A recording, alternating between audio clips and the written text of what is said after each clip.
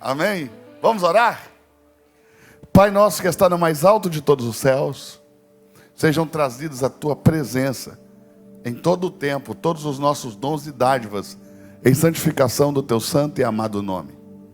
Pela santificação do teu maravilhoso nome, seja o teu reino atraído para a terra, e vindo o teu reino, que a tua vontade seja feita aqui embaixo na terra, do mesmo modo que ela é feita aí em cima, no mais alto de todos os céus. Antecipe, Senhor, as nossas bênçãos, e o pão que não podemos colher no sábado, dai-nos hoje. Perdoe todas as nossas dívidas, como também as nossas ofensas.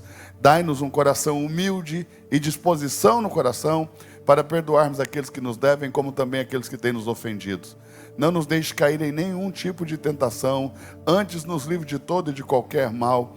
Abra os nossos olhos para a tua palavra, revele-nos o Espírito por detrás da letra, porque está escrito nas Sagradas Escrituras que as tuas palavras são Espírito e vida, e nós queremos perceber em que Espírito o Senhor nos visita essa tarde, para sermos cheios da vida de Deus em Cristo Jesus. Amém, amém e amém.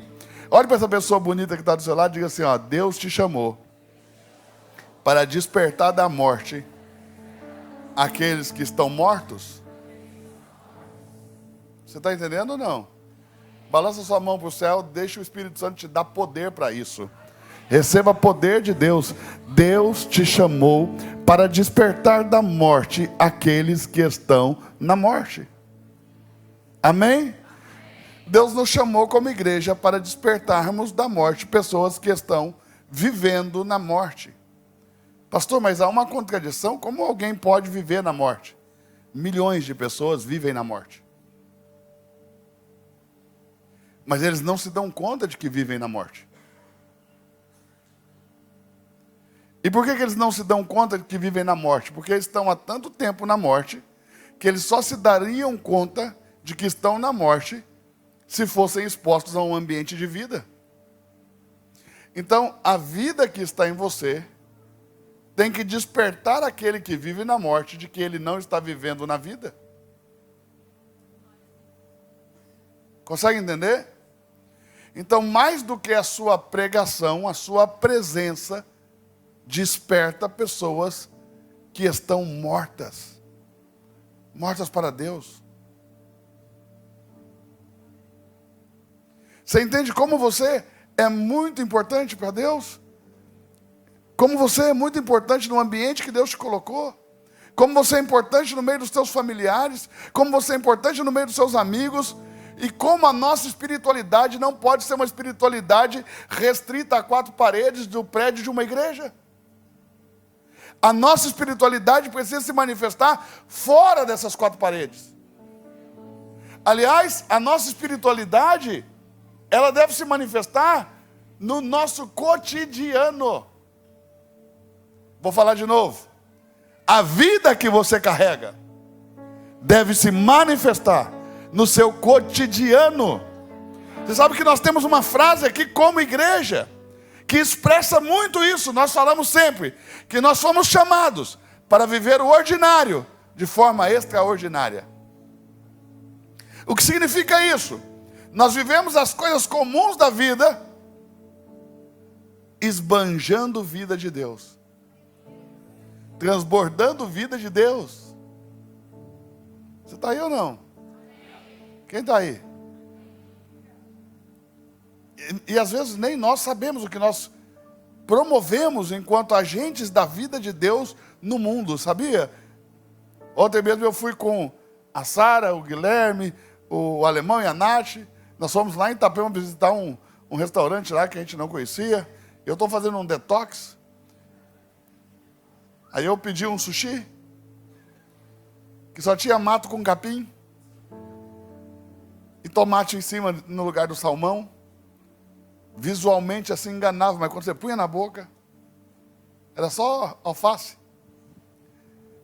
Foi muito legal, porque nesse lugar tinha uma pessoa que me conhecia, foi lá nos cumprimentar e falou, dessa maneira: pastor, você me transmite tanta paz. E eu falei: Deus, quando é que ele viu isso? Porque parece que eu só vivo na tribulação. Aí o Espírito Santo falou ao meu coração: o que você vê, eles não veem. O que eles veem, só o que eu transbordo. Então, às vezes, nós achamos que nós não estamos fazendo a diferença no mundo, porque a nossa batalha enquanto filhos de Deus, num mundo que rejeitou o próprio Deus, é uma vida muito difícil. Mas entenda, aqueles que também foram escolhidos como você, eles sentem. Eles percebem o que nós carregamos e eles são despertados para a vida desde um lugar de morte. Ah, você não pegou. Você não tem ideia de quantas pessoas Deus está impactando através da sua vida. Consegue entender? Deus está impactando pessoas através da sua vida. Deus está despertando pessoas de um sono profundo de morte, para que elas voltem à vida. Então a nossa espiritualidade, ela precisa se manifestar aí fora. Enquanto você está jogando bola, enquanto você está surfando, enquanto você está andando de bicicleta, enquanto você está lá no beach tênis, alguém tem que olhar para você e dizer: essa pessoa é diferente. Faz tudo como os outros, mas é diferente, porque a gente consegue sentir uma vida que a gente não tem. Consegue entender ou não? Porque aqui, irmão, com essa luz meio apagada, mãozinha para cima, pode tirar foto, todo mundo é espiritual. Entende ou não? Mas é lá no futebol, na hora de ficar agressivo e de xingar, que você vai expressar a sua espiritualidade. E vai ficar sereno. E vai ter paz. E vai transmitir paz para as pessoas. E quem joga futebol vão dizer: é diferente esse cara. Entendeu? É na hora que alguém roubar uma onda lá, e você vai ver que todo mundo vai querer quebrar uma prancha na cabeça do outro, que você aparece. E traz pacificação. Está conseguindo entender ou não? A nossa espiritualidade tem que se manifestar no nosso dia a dia, porque nós fomos chamados para tirar pessoas da morte para a vida. Entende ou não? Então, se você já carrega a vida de Deus, o trabalho da igreja agora é te fazer amadurecer, te discipular, te fazer crescer. Mas se você não tem vida, nosso primeiro objetivo é que você receba essa vida. Então, aqueles que estão lá fora, vivendo na morte, nós precisamos ser agente de vida para eles. Olha para quem está perto de você e diz assim: você foi chamado para isso. Eu vou falar, tá? Posso falar, pastor Kleber? Você acha que estão preparados? Ainda que você não creia, Deus te chamou. E você só está aqui porque você tem um chamado. E deixa eu te falar mais. As pessoas que mais estão transformando vidas hoje na face da terra, não estão em cima de um palco com o microfone na mão. Estão vivendo Cristo e transbordando vida. Acredite nisso. Deus te chamou para fazer a diferença. E você não precisa de luzes, nem de palco, nem de microfone para isso. Você só precisa deixar sair o que está dentro de você, para que as outras pessoas percebam, sintam. Veja isso. Quando Deus fez o homem, Deus criou para o homem um jardim. Você sabe que quem lê rápido o texto bíblico pensa que Deus criou o homem no jardim. Mas não é verdade. Primeiro Deus cria o homem, depois Deus cria o jardim. Deus não criou o jardim para depois criar o homem. Porque se Deus muda essa arquitetura da criação, essa engenharia da criação, e Deus primeiro faz o jardim, depois o homem, então o homem teria sido feito para as coisas. Mas Deus primeiro faz o homem, depois faz o jardim, mostrando para o homem que as coisas foram feitas para o homem e não o homem para as coisas. Ou seja, é você que domina as coisas, não são as coisas que te dominam. Não pegou. Não pegou. Vou falar de novo. Tudo que existe no mundo é para você, não é você para as coisas que estão no mundo. Entende ou não? Deus criou as coisas que tem na terra para servir você. e não criou você para servir essas coisas. Então, você deve dominar sobre essas coisas e não escravizado por elas. Não deve ser escravizado por elas. Vou falar de novo. Você deve dominar sobre tudo que Deus criou e não deve ser escravizado por essas coisas, porque essas coisas foram feitas para você e não você para elas. Gênesis capítulo 2, dá para colocar na tela? No verso de número 6, diz que a terra estava úmida porque subia um vapor da terra e regava a superfície dela. Então, no verso 7, Deus vem e forma o homem do pó da terra e sopra nas suas narinas o fôlego de vida e o homem se torna uma alma vivente. No verso 8, Deus planta um jardim no Éden. Você vê que a catequese, né? Está dentro de nós. A gente pensa que o Éden e o jardim é a mesma coisa, não é? A palavra Éden está se referindo ao planeta Terra, antes do homem pecar. Porque era um Éden. Éden significa lugar de delícias. Terra fértil, deleitosa.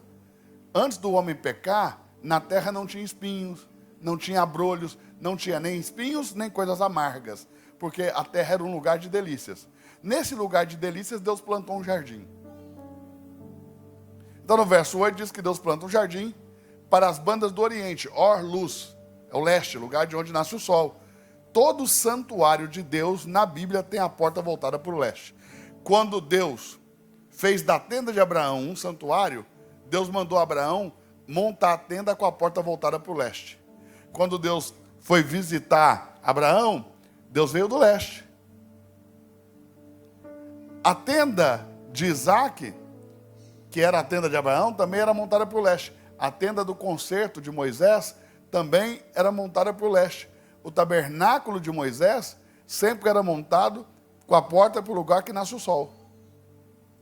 Todo santuário. Então, quando Deus planta um jardim voltado para o leste, aquilo não é mais um jardim, é um santuário, onde Deus vai se relacionar com o homem. Está conseguindo entender ou não? Aí a Bíblia diz, plantou o Senhor Deus um jardim no Éden, para as bandas do Oriente, e colocou ali o homem que havia formado. Veja, o homem já estava pronto. Ah, não pegou. Vou falar de novo. O homem já estava formado. Consegue entender ou não? Deus pega o homem e põe no jardim. Veja, Deus criou o jardim para o homem. E deu esse jardim, esse lugar de relacionamento. Porque o que transformou o mundo que Deus criou foi uma quebra de relacionamento. Quando o homem quebrou o relacionamento com Deus, olha o que Deus falou para o homem: maldita é a terra por tua causa. Diga por quê? Porque a maneira que você se relaciona com Deus determina em que tipo de terra você vive. Enquanto o homem tinha com Deus uma aliança e um relacionamento, ele vivia uma terra de delícias. Quando ele quebra esse relacionamento, ele passa a viver numa terra de maldição. E aquela terra que antes provia o homem, dela agora o homem deve conquistar o seu próprio alimento. Então Deus fala para ele: você vai comer do suor do teu rosto, e com dores no seu corpo você vai trazer o pão para a sua casa. Vê como mudou? A terra que antes presenteava o homem, dessa mesma terra agora o homem tem que conquistar. Porque, resumindo, posso resumir? Talvez você já ouviu isso.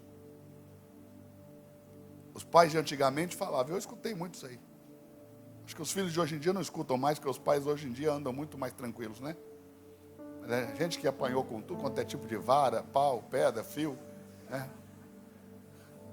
Deixa eu dizer para você, os pais antigamente diziam assim, ó, quando você desobedecia: enquanto você estiver aqui, na minha casa, debaixo do meu teto, comendo da comida que eu pago, vai ser do meu jeito. Aí você argumentava e vezes falava: você quer do seu jeito? Vai embora, arruma um emprego, paga as suas contas e faz do seu jeito. Era assim, eles tocavam a gente de casa. Foi mais ou menos o que Deus fez com Adão. Enquanto era do jeito de Deus, Deus provia. Quando Adão falou, é do meu jeito, Deus falou, então vai você conquistar o seu pão. Deus lançou ele fora do jardim e disse: agora você vai lavrar a terra, você vai plantar, você vai colher e você vai conquistar o seu pão. com o suor do teu rosto você vai comer o seu pão, e com dores você vai prover a sua casa. Porque é do seu jeito? É, pague você a conta. Quem pegou? Cutuca quem está do seu lado e pergunta se está entendendo. Se você tem filho adolescente, fala para ele, está ligado? Ó, preste atenção nisso. Quando Deus manda o homem embora do jardim, o homem passa a viver num ambiente que agora é um ambiente que não o favorece. É um ambiente que está sempre disputando com ele. Mas veja, por que tudo isso aconteceu? Porque o homem perdeu a vida que ele tinha. Quando ele perde a vida que ele carrega, ele não pode ficar mais no jardim, porque no meio do jardim está a árvore da vida. No verso 9 de Gênesis 2 está escrito assim, ó, e fez Deus brotar da terra toda a sorte de árvores, agradáveis à vista e boa para o alimento, também a árvore da vida no meio do jardim, a árvore do conhecimento do bem e do mal. Então, o jardim, ele era um ecossistema de vida. Quando o homem entrou na morte, a vida que havia naquele lugar expulsou ele. A vida sempre vai expelir a morte. Então, ele foi expelido para fora desse ecossistema de vida. Quem está conseguindo entender? Está conseguindo entender? E ele passa a viver na morte. A Bíblia diz, no capítulo 2, verso 4, que estas são as origens dos céus e da terra quando foram criados, no dia em que o Senhor Deus fez a terra e o céu, toda a planta do campo ainda não estava na terra, toda a erva do campo ainda não havia brotado, porque ainda Deus não tinha feito chover sobre a terra e não havia homem para lavrar a terra. Olha o objetivo de Deus, que o homem lavrasse a terra. Só que quando Deus cria o homem, Deus coloca o homem no jardim lá no verso 8, e no verso 15, Deus manda que o homem lavre o jardim e o guarde. Mas no verso 16, Deus aparece com uma surpresa. O homem que foi criado para lavrar a terra, não vai precisar lavrar a terra, porque Deus que plantou um jardim, vai deixar o homem colher no lugar dele. Quem planta? Quem planta? Quem planta? Quem plantou o jardim? Quem devia colher? Mas quem colhe? Isso é graça. Deus trabalhou por você e te fez colher em um lugar que você nunca trabalhou.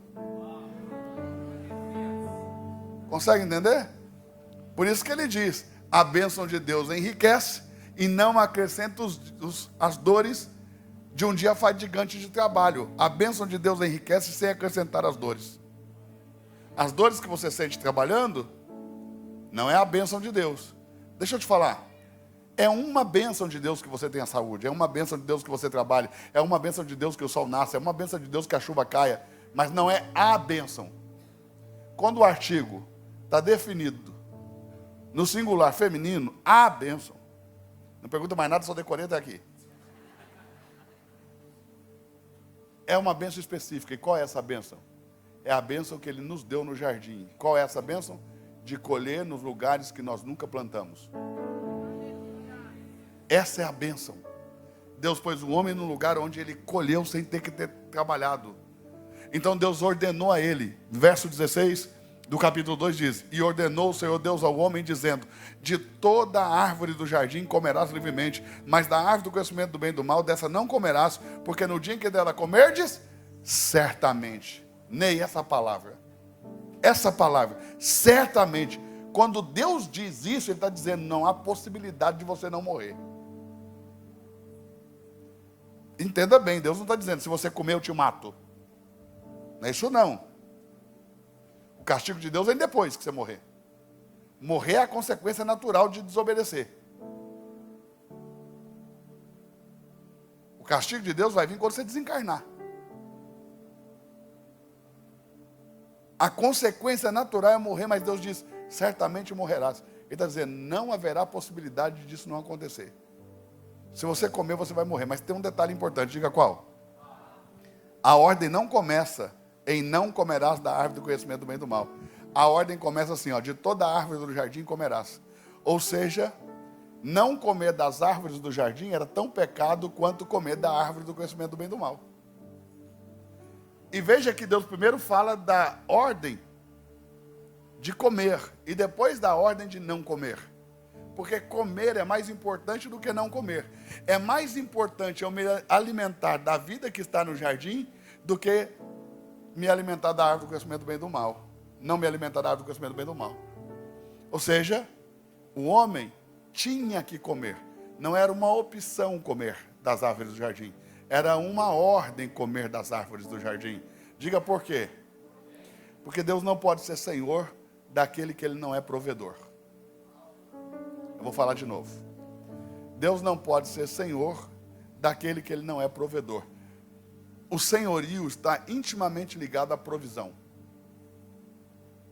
Consegue entender o tanto que está ligado?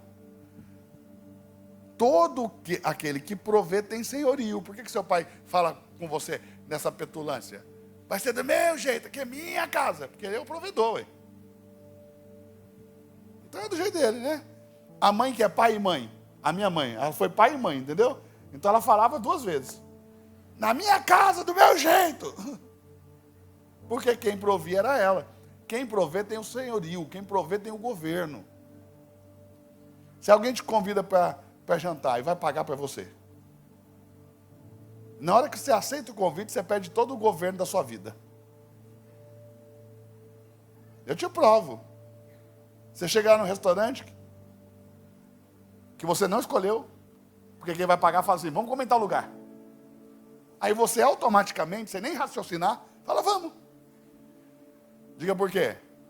Porque quem está provendo tem o governo. Aí você chega para sentar, aí a pessoa fala para você, senta aqui. Veja, nem o lugar que você vai sentar, você pode escolher. Você faz o quê? Automaticamente senta. Aí o garçom traz o cardápio, você abre o cardápio para escolher, a pessoa fala, vou pedir tal coisa. Você fecha o cardápio, porque ele está pagando. Então veja que, a partir do momento que a pessoa toma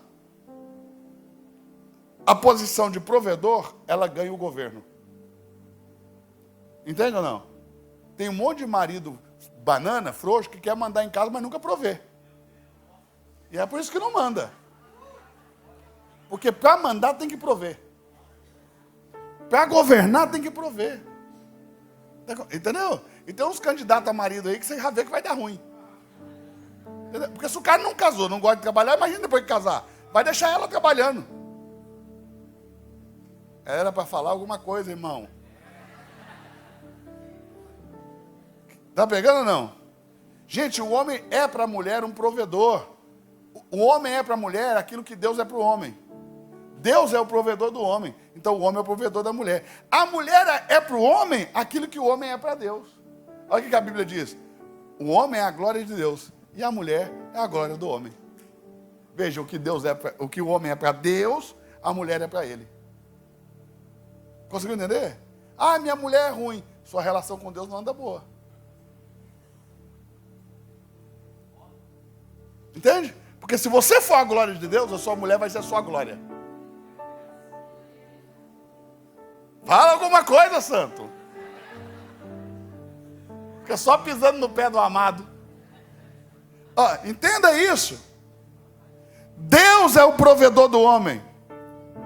Deus não te criou para você se matar de trabalhar como você tem feito. Nem você, nem eu, nem ninguém. Por que nós nos matamos de trabalhar? Porque entramos em pecado um dia. Porque Deus é pai, como qualquer pai quer prover o filho. A maior alegria de um pai de família é prover a sua casa. Não tem alegria maior, não tem satisfação maior, não tem completude maior para um homem do que prover a sua própria casa. E não há tristeza maior, não há desespero maior num homem do que não conseguir prover sua casa. Consegue entender? Porque o homem é para a mulher um provedor intelectual, biológico e financeiro. Vou falar de novo. O homem é para a mulher um provedor intelectual, biológico e financeiro. Pastor, como é que funciona isso? Vamos primeiro. O homem é um provedor intelectual. Qualquer mulher casada com um homem burro foi um acidente de percurso. Toda mulher sonha em casar com um homem inteligente. Elas têm 2 fases na vida. A fase que elas são muito jovens, aí são imaturas, querem casar com os bonitinhos. Entendeu ou não? É aí que se quebra. É, acertou. Quando elas amadurecem, elas querem casar com os inteligentes. Porque ela descobre que um bonito preguiçoso fica feio e que um feio inteligente fica bonito. Entendeu? Você está conseguindo entender ou não? E na verdade, eu não sei se vocês já leram estatísticas sobre isso, né? Mas eu li uma pesquisa norte-americana feita nos Estados Unidos com milhares de mulheres. 90% delas não casaram com os homens dos seus sonhos. Entende? Porque a maioria das mulheres não casa com o homem porque ele é bonito. Casa porque ele é completo. Entende? Então veja. Quando a sua mulher perdeu o interesse por você, e acontece, né? A vida a dois é desgastante. De vez em quando ela vai vendo você fazer tanta burrice que ela vai perdendo a paixão. Aí o que você tem que fazer? Compra um livro, lê primeiro, dá para ela de presente. Quando ela começar a ler, você começa a explicar. Irmão, vai ativar um negócio espiritual nela, ela vai ficar louca. Ela vai dizer, e esse é o homem de Deus para a minha vida. Porque a mulher precisa que você saiba das coisas. Você já notou que a sua mulher te faz perguntas sabendo a resposta? Ela te faz a pergunta, quando você fala o quê? Ela já responde. Aí você como é Shurek, ogro, né? Não tem sensibilidade espiritual nenhuma. Aí você fala assim, por que você perguntou então se já sabia a resposta? É que você não está entendendo que ela tem uma necessidade espiritual dada por Deus de te ouvir dar comandos, de te ouvir dar direções, de te ouvir falar das coisas, de te ouvir contar como o mundo funciona. Consegue entender? Por mais Maria João que ela seja, mulher forte, guerreira, feminista, seja lá o que for, se é mulher, dentro dela tem essa necessidade, porque foi Deus que pôs. O homem é um doador intelectual. Você está conseguindo entender ou não? Ele é doador biológico, porque ele tem a semente, ela tem a terra que recebe a semente. E ele é um doador financeiro. Você que vive no século 21, 2025, precisa pôr na sua cabeça, irmão, que mulher não precisa de homem para viver mais não. Está conseguindo pegar ou não? Quem está conseguindo pegar? Mulher não precisa. Irmão, se você não tomar cuidado, sua mulher ganha mais que você. Elas trabalham, irmão, e elas vão lá e ficam ricas se deixar. Elas são para frente. Entende ou não? Quem está aí?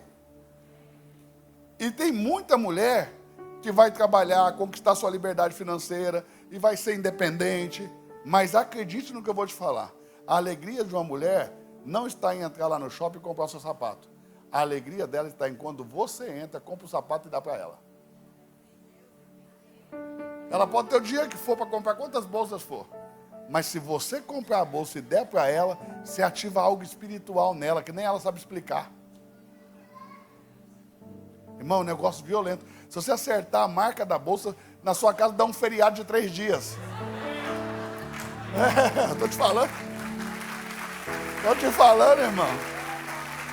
O negócio vira feriado prolongado lá. O negócio vira... Entendeu? Porque ela tem essa necessidade. Assim também o homem. O homem tem a necessidade de ser provido por Deus. Nós conseguimos plantar, colher e comer. Mas é diferente quando Deus nos provê.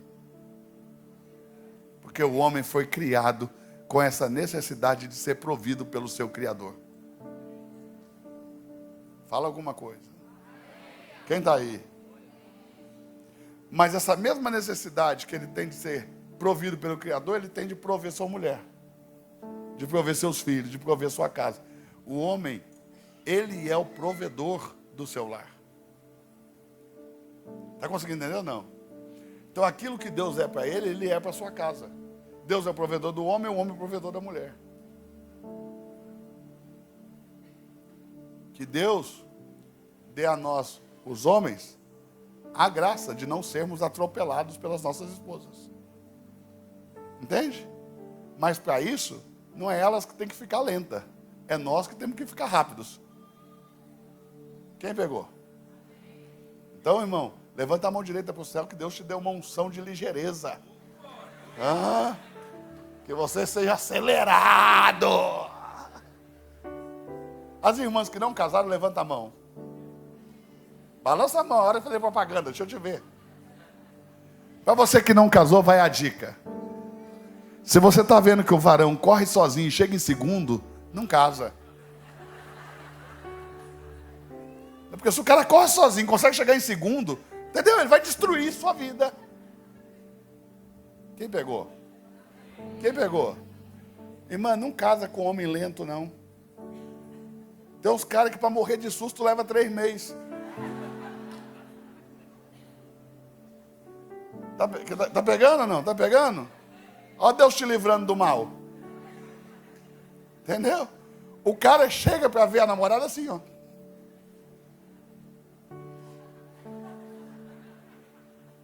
Irmã, termina. Irmã, se ajude. Diz para ele, está demitido da minha vida. Arruma outro lugar para você encostar. Entendeu? É um encosto, isso não é nem um namorado, é um encosto. Se for na Universal, eles expulsam. Entendeu? Estou te falando, hein? Pegar aquele caminho do sal lá, não fica um. Os caras acabam os namorados tudo. Irmão, põe na sua cabeça. Tem que casar com um cara ligeiro, provedor, que entende. Que ele não dorme, ele não come, se a casa dele não está provida, ele não vai ter paz para dormir, não vai ter paz para comer, porque o cara vai para a guerra. Entendeu?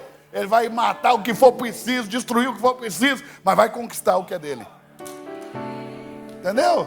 Não vai matar 10 leões por dia, mas vai prover. Porque esse é o papel dele, prover, governar, comandar, dar direções. Quem está aí? Quem pegou? Quem pegou? Quem pegou? Era assim, irmão, no Éden. Entendeu? O homem mandava. A mulher era sua auxiliadora. Aí veio o pecado. Aí virou tudo de cabeça para baixo. Porque veio o pecado. O que o Senhor falou? Quando você comer, certamente? Aí ele comeu. A pergunta que eu te faço é: morreu? Morreu.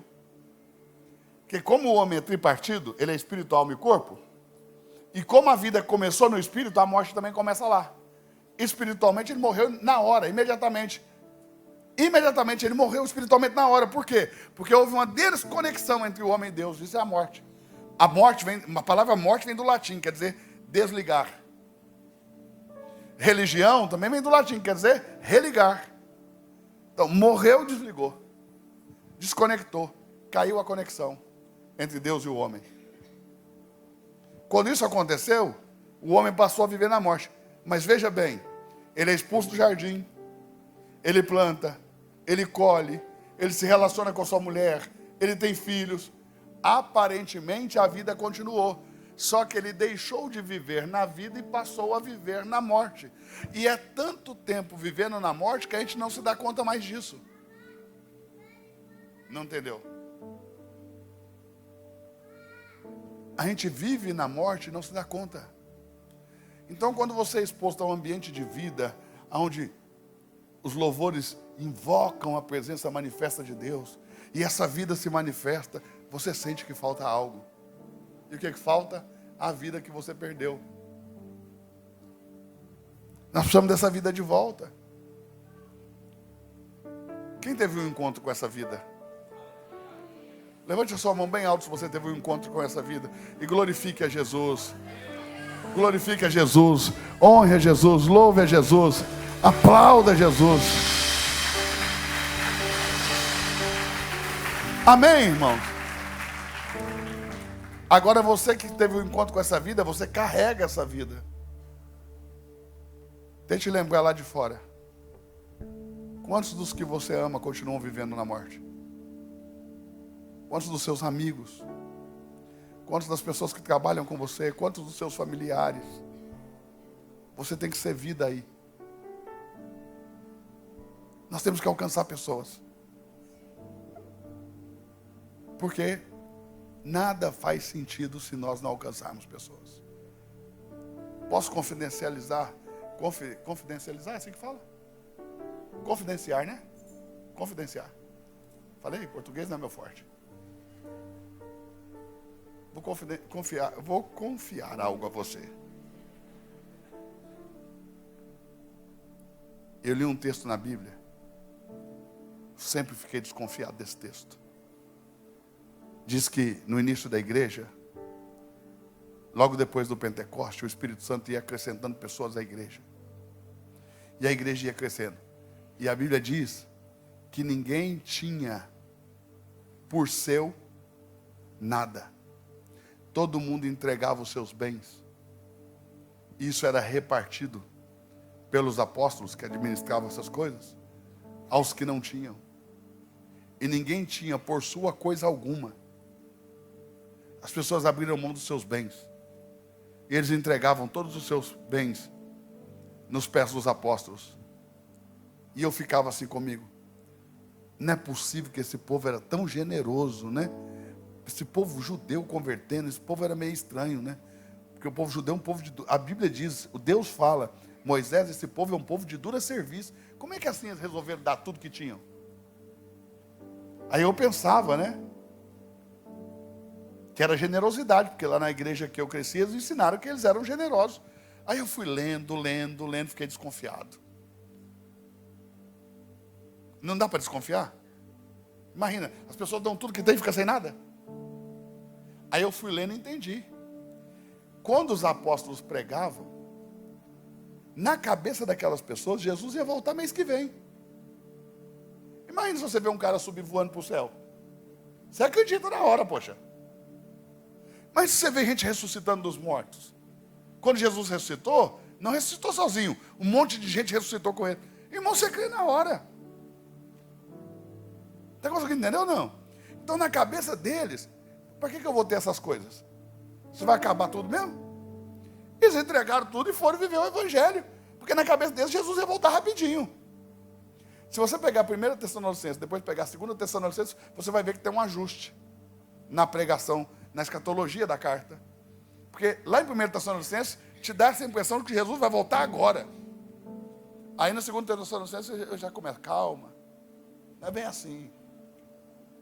Então, na verdade, pode ser que aquilo não era generosidade, mas inteligência. Se tudo vai acabar, Jesus disse que vai ficar pedra sobre pedra, vai destruir. Roma vai destruir tudo isso aqui.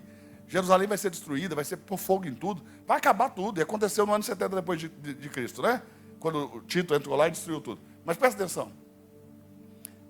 Eles estão abrindo mão porque eles sabem que não vão ter nada. E todo aquele recurso foi investido para que a igreja se estabelecesse e ganhasse o mundo. E eles ganhavam tanta gente para Jesus que era um negócio inacreditável. Por quê? Quando eles pregavam, convertia 3.000 pessoas de uma vez, 5.000 pessoas de uma vez. O desprendimento desse mundo era tão grande que o espiritual vinha sobre ele de uma forma tão poderosa e manifestava que as pessoas largavam tudo e iam viver aquilo. Consegue pegar ou não? Consegue pegar ou não? Agora, nesses últimos dias, que nós tínhamos que estar com o sentimento da escatologia da primeira carta aos Tessalonicenses, nós temos um sentimento de que não vai acontecer. É um sentimento interior, oculto. Por que eu sei que nós temos esse sentimento? Porque a gente vive como se ele não fosse voltar. A gente prega que ele vai voltar, mas vive como se ele não fosse voltar. Consegue entender? Veja, aquele pessoal que pensava que ele ia voltar, abriram mão de tudo. Nós que pensamos que ele não vai voltar, vivemos acumulando.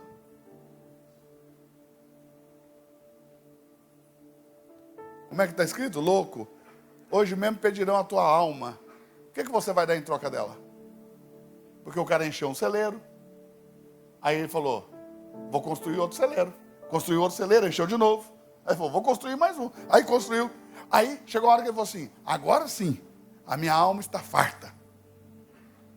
Porque eu tenho muito.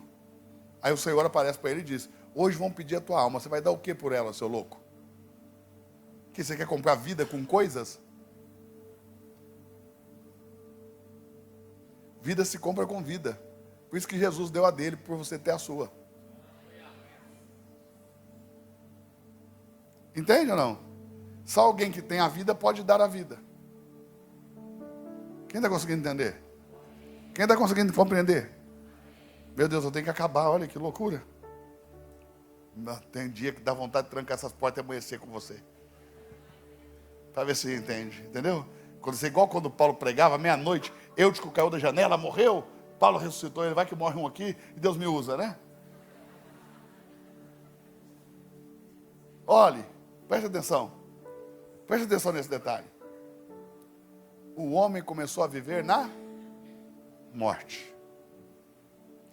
E nós não nos damos conta que vivemos na morte até sermos expostos a um ambiente de vida. Quem deve expor esse ambiente de vida? A igreja. E nós estamos todo mundo acanhado. Fazendo tudo com tanta prudência, com tanto cuidado, que não tem velocidade. Deixa eu te dizer para você, com clareza. Nada desse mundo deve nos interessar mais do que saquear o inferno, produzir fruto para Deus, alcançar mais vidas e entender que Cristo está voltando e nada do que nós temos vai nos servir de valia alguma. Aliás, quando se manifestar o iníquo, tudo que você tem já não vai prestar para mais nada. Eles vão te tomar tudo. Leia a Bíblia. Você não vai conseguir, por mais rico que você seja, você não vai conseguir comprar nem vender nada. Está lá escrito. Está conseguindo pegar ou não? Quem está conseguindo pegar? Diga assim, por que nós não conseguimos? Porque, a começar por mim, que sou o pior de todos, nós somos nós somos o povo dos últimos dias. Vou ler para você. Por favor. 2 Timóteo capítulo 3, verso 1. 2 Timóteo capítulo 3, verso 1. Dá para colocar na tela? Sabe, porém, isto, que nos últimos dias sobrevirão tempos trabalhosos. Como é que está as coisas para você? Está fácil? O mundo está fácil de viver? Os tempos são difíceis ou não são? Trabalhosos aí são difíceis. Sobrevirão tempos difíceis. Pode passar? Porque haverá homens amantes de si mesmos. Como que eles vão ser? O que eles amam? O que eles amam? Não ama você, não ama a obra, não ama a caridade, não ama a piedade, não ama a Deus, não ama a igreja, não ama a esposa, não ama os filhos, não ama os amigos, ama a si mesmo. Serão amantes de si? Avarentos. O que eles serão? Avarentos, presunçosos, soberbos, blasfemos, desobedientes a pais e mães, ingratos, profanos, pode ir,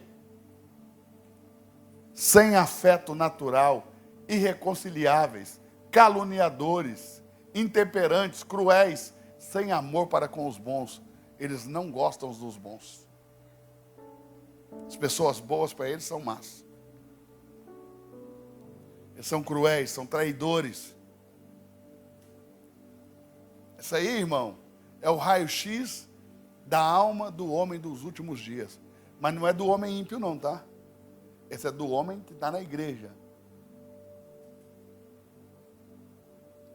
Guarde essa parte aí para você. É a pessoa que está na igreja, que se diz crente, que é tudo isso aqui. Vai lá, pode passar? Traidores, obstinados, orgulhosos, mais amigos dos deleites do que amigos de Deus.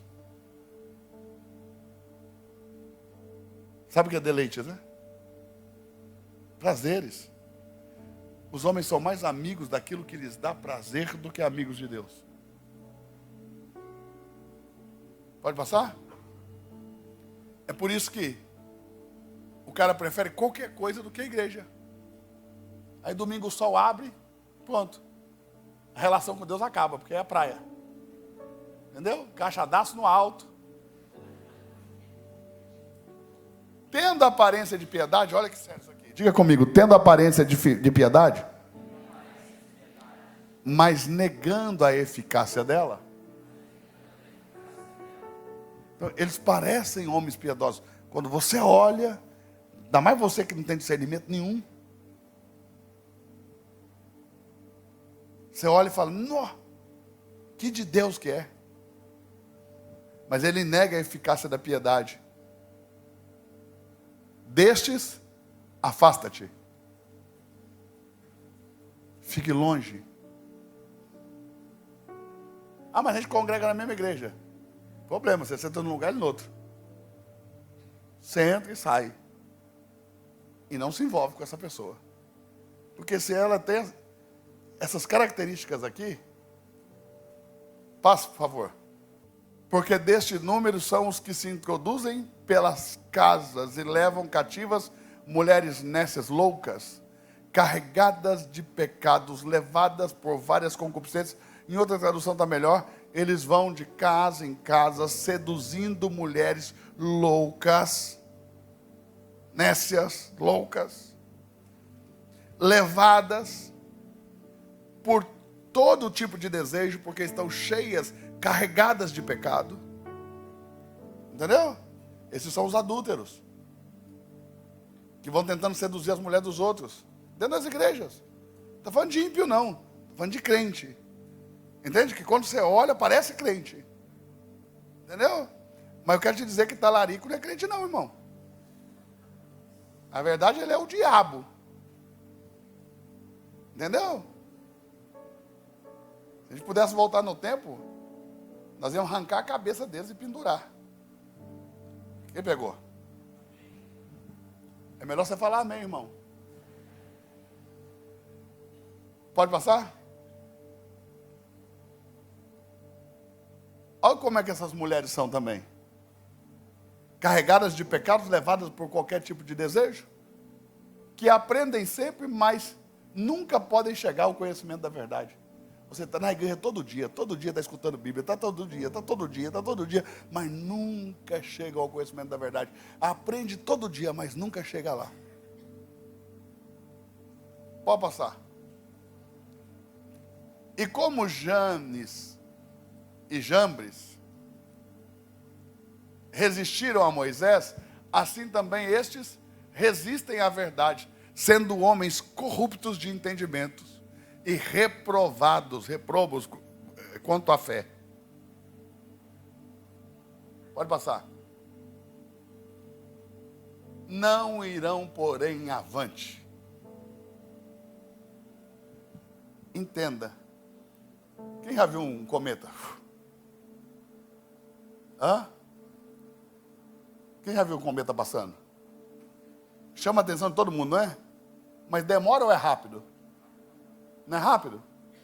É uma estrela errante, como um cometa. A Bíblia vai falar que assim é a jornada desses homens. Acende muita luz, mas dura pouco tempo. Já cai na escuridão de novo. Olha isso aí.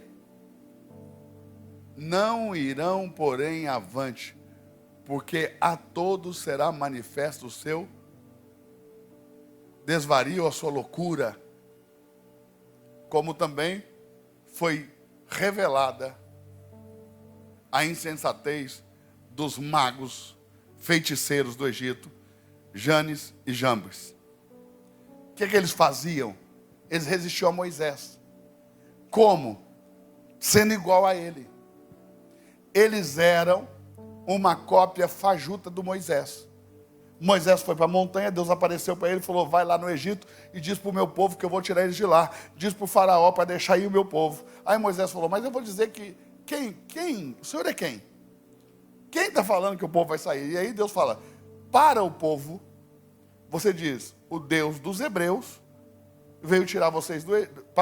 Para o povo você diz, o Deus de Abraão, de Isaac e de Jacó veio tirar vocês do Egito. Para o faraó você diz, o Deus dos hebreus veio tirar eles do Egito. E você precisa deixar. Aí o faraó falou o quê? Não, ninguém sai não. São meus escravos, vou ficar aqui. Aí Moisés já tinha sido avisado por Deus. Eles não vão te crer. Então eu vou te dar poder de fazer sinais para que te creiam. Quais sinais? Aí Moisés tinha um cajado, uma vara, Deus falou, joga no chão. Aí Moisés jogou no chão, virou uma cobra. Imagina, Moisés deu um susto. O cajado virou uma cobra. Deus falou, agora pega na cauda da cobra. Ele pegou na cauda da cobra, a cobra virou um cajado de novo. Aí Deus fala, quando eles não te crêem, você joga o cajado, ela vai virar uma cobra. Quando você pegar na cauda dela, vai virar o cajado de novo. Vou te dar mais um sinal. Põe a mão dentro da sua roupa, Moisés pôs. Deus falou, tira. Tirou. Estava leprosa. Cheia de lepra. Aí Deus falou, põe de novo. Põe. Tira. Está curada. Quando eles não te crêem, faz isso. Mostra esse sinal. Aí os feiticeiros fizeram as mesmas coisas que Moisés, os sinais. Eles transformaram água em sangue. Moisés foi lá transformar água em sangue. Os feiticeiros foram lá transformar água em sangue. Moisés foi lá e fez o cajado virar serpente. Os feiticeiros foram lá e fizeram o cajado deles virar serpente. Mas aí, diga, como se revelou a insensatez deles? Como se revelou que eles eram falsos?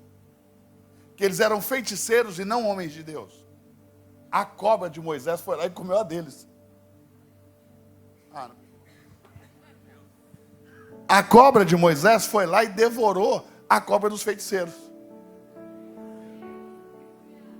Consegue entender? O poder de Deus sempre vai superar o poder do mal. Tem muita gente má, caminhando como se fosse boa, enganando muita gente, chegando lá nas alturas das nuvens, mas acredite o que eu estou te dizendo, vão cair porque não prevalecem. O poder de Deus é maior e você vai vencer. Eu vou te dar a chave da vitória. Quer a chave? Eu vou te dar a chave da nossa vitória. Diga, qual é a chave da vitória? Quando Deus pôs o homem no jardim, falou para ele, coma da árvore, de todas as árvores, não coma da árvore do conhecimento do bem e do mal, certo? Quando a gente apresenta o evangelho para as pessoas, sabe o que a gente faz? Não coma da árvore do conhecimento do bem e do mal. Já comeram. Então agora, eu não tenho que ficar. Você não pode isso, não pode aquilo, não pode aquilo outro, não pode aquilo outro, não pode... Por quê? Porque se eu ficar falando para ele não comer da árvore do conhecimento do bem e do mal, vai adiantar de quê? Ele vai comer. Porque ele não vai deixar de comer porque você está dizendo para ele não comer. Ele não vai deixar de comer porque a lei de Deus manda não comer. Deus falou para ele não comer, ele foi lá e comeu.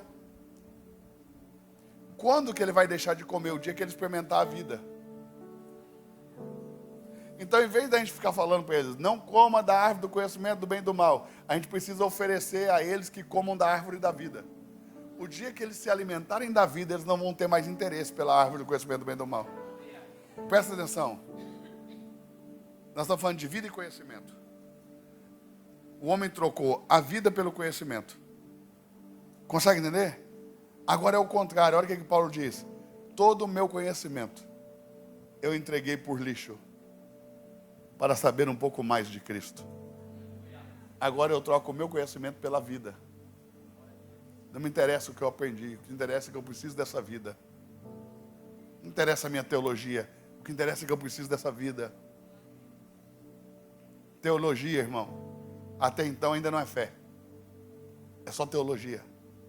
E nós precisamos de fé. De vida. Está conseguindo entender ou não? Mas a gente fica brigando por teologias. Um bando de morto brigando por teologia. Enquanto o que nós precisamos mesmo é de alguém que tenha vida e nos dê de comer dela. Consegue entender? A reino não foi chamada para dizer para as pessoas, você não deve comer da árvore do bem e do mal. Eles já sabem disso. Nós fomos chamados para dar às pessoas de comer da árvore da vida. Nossa mensagem é Cristo. E essa mensagem vai vencer qualquer outra mensagem. Outro dia eu vi um pastor em desespero, dizendo: a igreja se tornou um ambiente de teologia coach, humanista. Nós temos que combater. Não, você não tem que combater. Deus não te mandou combater. Só fale de Jesus. Fale da vida. Fale de esperança. Fale da confiança em Deus. E você vai ver que o poder do evangelho é tão grande que vai engolir a serpente dos outros. Consegue entender ou não? Olhe para quem está do seu lado e diga assim: o evangelho de Cristo Jesus é poderoso.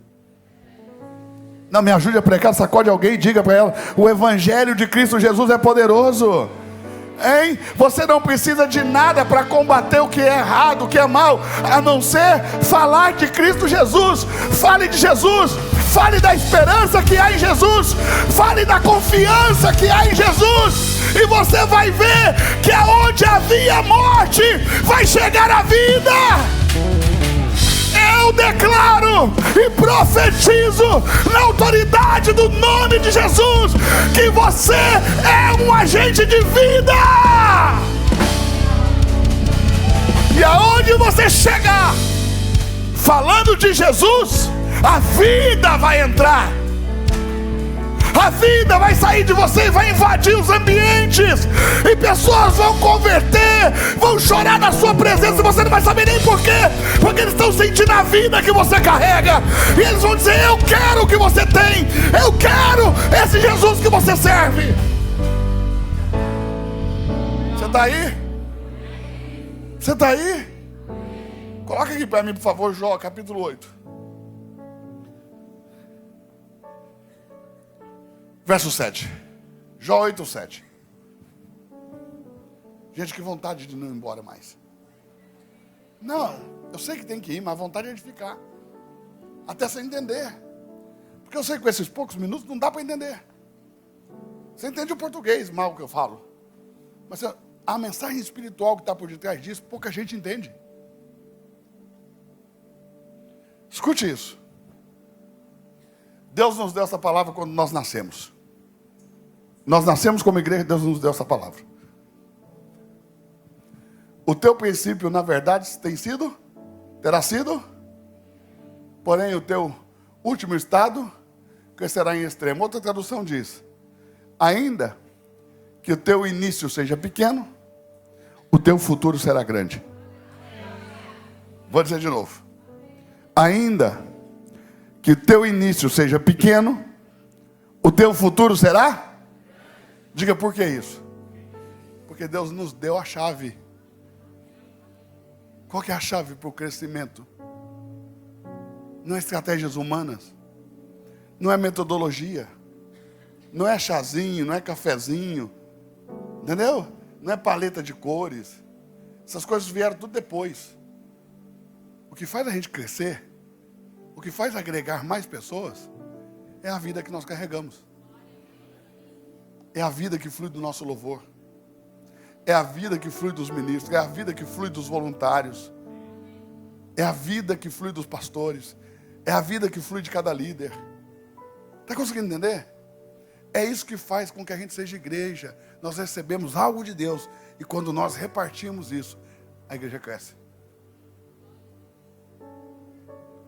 Consegue entender? Como influenciar uma cidade de 140 mil pessoas, que já tem igrejas grandes, estabelecidas? Nós nascemos no meio da pandemia, numa hora que estava tudo fechando, as igrejas fechando as portas, ministérios inteiros, fechando igrejas. Nós nascemos. Sabe como é que eu sinto que nós somos? Igual Paulo, eu acho que a gente é um aborto. Um aborto que nasceu, tinha que ter morrido e nasceu. Paulo fala que ele é um aborto que nasceu. Eu sinto a mesma coisa. Porque, irmão, nós nascemos num momento em que tudo estava morrendo. O prédio que nós alugamos lá, o pastor Jean, fica de pé, pastor Jean. O pastor Jean era o pastor daquele prédio. Ele foi instruído por causa da pandemia, a fechar o prédio, não foi isso? Fecharam o prédio e mandou o pessoal para a sede da igreja. Fechou o prédio. Aí a gente alugou, o prédio ficou 3 meses fechado, porque não podia abrir. O governador decretou que tinha que ficar fechado. 3 meses fechado. Não tinha o que fazer. Mas Deus falou, vai nascer. Aluga o prédio que vai nascer. No meio da morte a gente nasce. Literalmente, eram pessoas morrendo para todo lado, igreja fechando porta, e a gente nascendo. Um aborto. E Deus falou, não se assuste.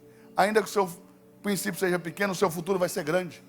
Aí Deus falou assim, ó, cuide da minha presença. A minha presença vai cuidar das pessoas. Não seja babado dos crentes. Cuide da presença. Ganhe relevância. Fale de Jesus. Foi isso que Deus nos disse. Essa é a nossa chave. Não tem metodologia. Não... Aí nós fomos lá na Mosaic, e o pessoal acha que não. Eles são isso aí porque foi na Mosaic. Aí nós fomos visitar outra. Não, eles são isso aí porque foram na Elevation. Não, eles são isso aí porque a Thalita está lá. São isso aí porque o cara do criativo. Não, são isso aí porque eles fazem impulsionamento na internet. Irmão, tira a sua cabeça. Nós não tínhamos nada. Era um tempo de morte. A gente aconteceu porque Deus derramou graça. E junto com a sua graça, a sua vida. E essa vida foi ganhando pessoas. Alcançando, tocando, alcançando. Entendeu? E agora nós estamos num momento de decisão. Porque nós temos que decidir. O que nós vamos fazer com o que Deus nos deu? Nós temos que decidir. Se nós vamos deixar essa vida presa dentro dessas 4 paredes. Até que ela pare de se manifestar. Porque vai parar. Se nós não rompermos os limites que nos seguram, essa vida vai parar de se manifestar. Essa vida se manifesta para alcançar mais pessoas. Se nós nos fecharmos aqui dentro, nós vamos cometer o mesmo erro da igreja no Pórtico de Salomão. Por que veio a perseguição sobre os cristãos e eles foram espalhados pelo mundo todo? Porque Jesus falou, ide. O que eles fizeram? Se agruparam em Jerusalém. Quando eles criaram a comunidade em Jerusalém, a única maneira de espalhar eles pelo mundo era perseguindo eles. E aí um monte de gente morreu, um monte de gente foi perseguida, para que todo mundo se espalhasse pelo mundo e o evangelho fosse pregado em todo lugar. Precisa disso? Não, a gente só precisa entender o que Deus quer. Se Ele disse para a gente que é para a gente ir, nós não vamos ficar. Deus falou que nós vamos alcançar nações. Mateus 24, 14. Está aqui, ó. E este evangelho do reino de Deus será pregado em todo o mundo, em testemunha a todas as nações, então virá o fim. Essa é a nossa chamada, a nossa missão, levar o evangelho do reino para o mundo inteiro. Como fazer isso? Sendo uma igreja tão pequena, porque nós como igreja não existimos. O Rick Warren, naquele livro Igreja com Propósito, ele deixou bem claro lá, explicado, é um especialista em implantação de igreja. Uma igreja não existe numa cidade com menos de 10 anos. Se você fizer tudo certinho, depois de 10 anos, a cidade vai começar a reconhecer a igreja. Nós só temos 4. Estamos em 3 países, em mais de 20 cidades. 3 países, fora o Brasil. Está conseguindo entender? 4 anos de igreja. Nesse prédio aqui, nós temos um pouco mais de 1 ano e meio. As conquistas são tão gigantescas que nós entramos aqui sem nenhum real. A gente fez um sacrifício gigantesco para juntar $500 mil para dar de entrada por 1 ano de aluguel adiantado, para que a gente pudesse alugar o prédio. E depois a gente tinha o prédio e não tinha mais nem um centavo, não tinha o que fazer. A gente veio para cá fazer reunião, eu olhava para o tamanho disso aqui e falei, gente, é grande demais. Agora a gente olha, é pequeno. Olha que loucura. Há 1 ano e meio atrás, isso aqui era grande demais para a nossa mente conceber a ideia de a gente estar aqui. A gente veio para cá por fé, porque quem olhava não vinha. Era tudo muito grandioso. Não é mágica, é fé, é sacrifício, é ousadia, é coragem, é disposição para pagar o preço. Por isso que a gente avança. As pessoas querem avançar, mas ninguém quer pagar preço. As pessoas querem, com aquela mente do Egito, escrava, que alguém venha dar comida na boca deles. Olha a frase que Deus nos deu. Nós usamos essa frase aqui o tempo todo. Nós não esperamos que o futuro caia no nosso colo como um presente do céu. Nós construímos o nosso futuro debaixo da bênção de Deus. Deus nos deu uma palavra e debaixo dessa palavra nós construímos o nosso futuro. Nós seremos aquilo que nós construirmos. Deus já nos abençoou. Só cego para não ver. Mas tem que ser muito cego. Porque quem não congrega aqui, do Brasil inteiro, olha para nós e fala, Deus está com aquele povo lá. E a gente não entende. Que Deus está conosco. Deus está conosco. A gente não percebe tamanha graça derramada sobre nós. A gente não percebe quanta conquista. A gente não entende a grandeza do que Deus fez. Porque a gente, em menos de 2 anos, se acostumou com o que Deus fez. Tudo aqui é um milagre. Tudo aqui é um milagre. Entendeu? Porque não é de graça que a gente edifica. Você acha que o inferno está olhando para a gente e batendo palma? Parabéns, vocês estão indo bem, hein? Não, o diabo é opositor. À medida que você avança, ele aumenta a força de oposição. E agora nós temos que decidir se a gente vai ficar preso aqui, se nós vamos sair dessas paredes. E Deus nos deu uma chave poderosa para que aquilo que Deus nos deu vá a lugares que talvez a gente nunca ponha o pé. Diga como? Livros. Pode levar a nossa mensagem em lugares que nós nunca... Você entende? Tem gente que não vai com a minha cara. Então eu nunca vou conseguir falar com essa pessoa. Mas ela pode ler um livro. Tem lugares que eu não vou entrar. Por uma série de fatores.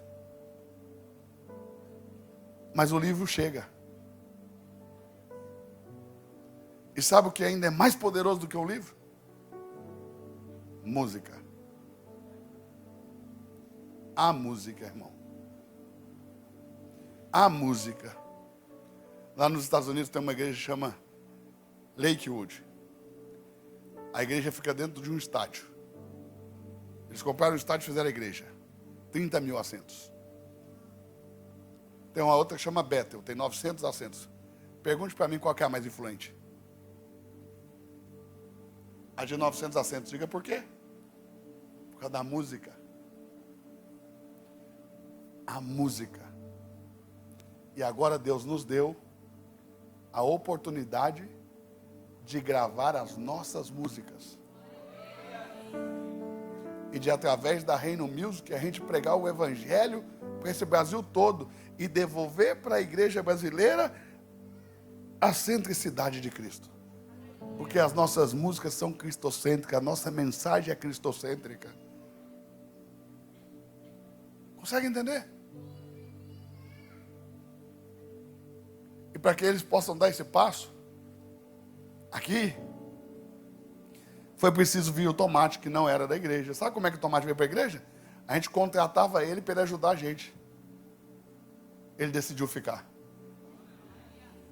A gente pagava ele para ele nos ajudar. E ele decidiu ficar. A Aninha veio fazer uma agenda na nossa igreja. Ana Macedo. A gente se conheceu e ela acabou ficando na nossa igreja. A Sarinha chegou aqui, tinha voltado para Jesus recente, porque estava desviada. Aí voltou para Jesus. Quem está pegando?